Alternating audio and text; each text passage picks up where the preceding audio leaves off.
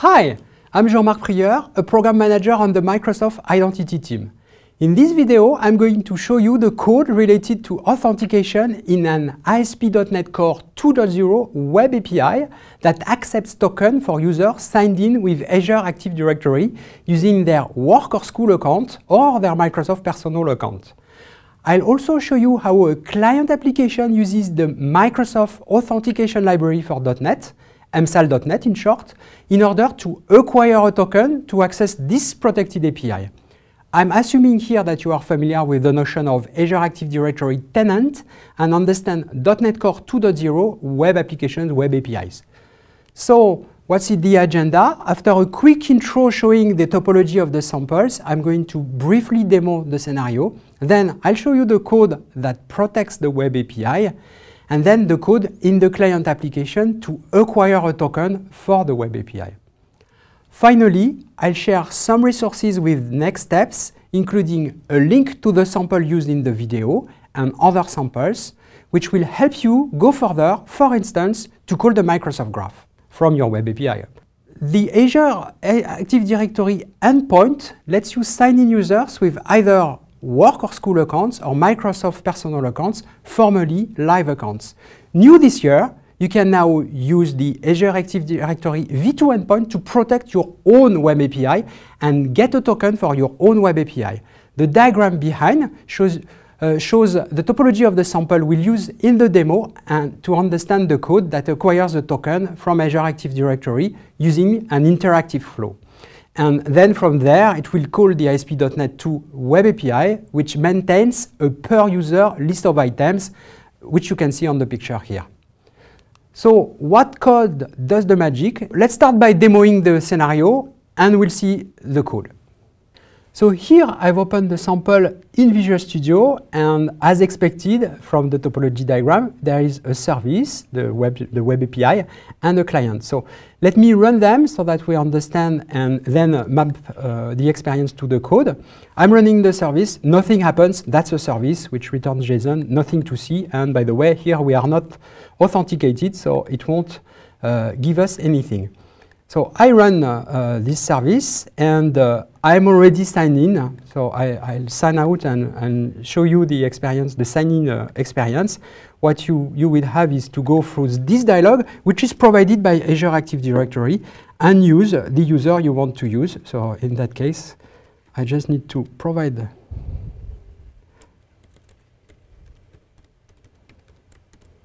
the password. Click the sign in button, and we are back in the application. This pop-up disappears if you want, and I can start entering, do shopping, entering a certain number of items, and this list is maintained really by the service for me, for the user.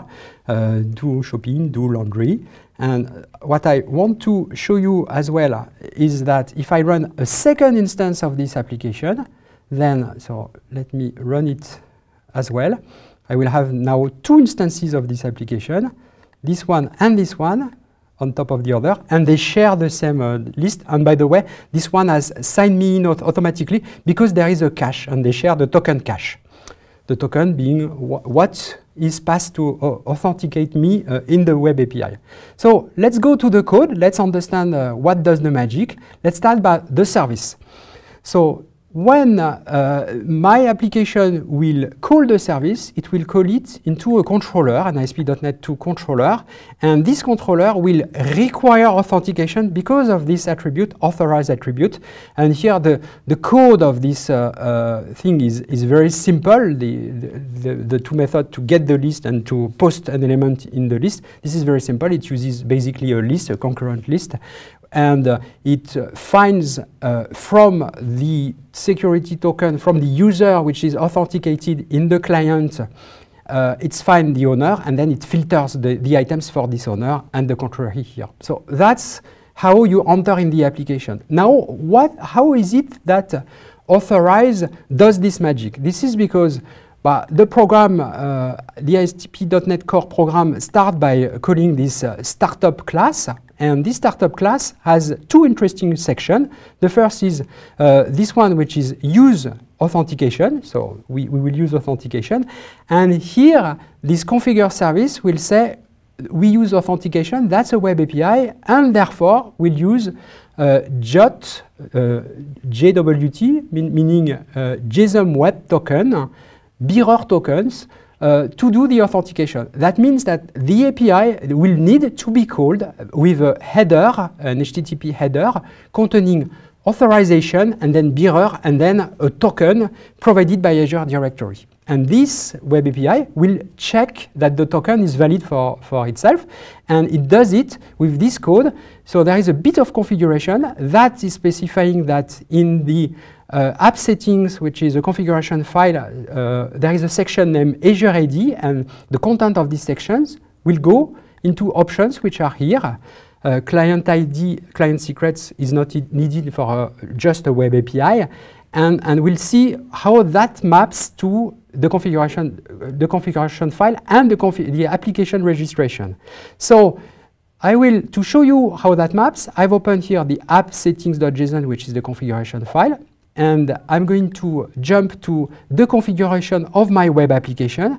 And you see that my web application has an application ID, which unsurprisingly, you find here as the client ID of the application. Then there is a domain, so that's the domain of here my company, and the tenant ID is something which is for your Active Directory, which you know, and that's for the configuration, and it also needs to know what will be the URL, the enable URL. So in terms of platform, we have here a web API, and you'll find the scopes which other application can call. So let me put that a bit bigger, and you see that this web API will be accessible by others in terms of as a resource and to do something particular, and that's what is the scope on the form API, the client ID, and then access as a user. So that's for the code of the service. Let me remove that and have Visual Studio full screen. So now, how do we call this web API? You've seen all the code for the code that matters for the web API. Now, in the client, how do we call this code? So in the same way we had some configuration in the service, we also have some configuration in the client. The client is another application which has a client ID, but what I want to show you in particular is this to-do list scope, the scope of what we are going to do, to call, and this is exactly what I mentioned, API, the GUID, the client ID of my service, and then access as a user. So my client accesses the web API in the name of the user, for the user. And then how do we do that? So there will be two steps. The first is acquire a token, and the second is call the web API with a bearer token. So how do we get a token? We use MSAL, Microsoft Authentication Libraries, and in this case we have a desktop application, so it's a public client application. You recognize the configuration which was in the config file. You see the action of the token cache, which I mentioned when I instantiated two instances of this application, and from this app we will get a token. We will get a token by this pattern, which is first try to get it from the cache by calling acquire token silent. And then if that doesn't succeed, in this case of this application, we decide to show the sign in button, sign in first and then enable the sign in button. So how do we get this token if it's not really in the cache? Then we'll go in this method named sign in. I will find the sign in method. And in this sign-in method, I will this time do an acquire token async, which is interactive. And by the way, I will force the application to show the select account dialog. So that's why you could see that I could choose between several identities.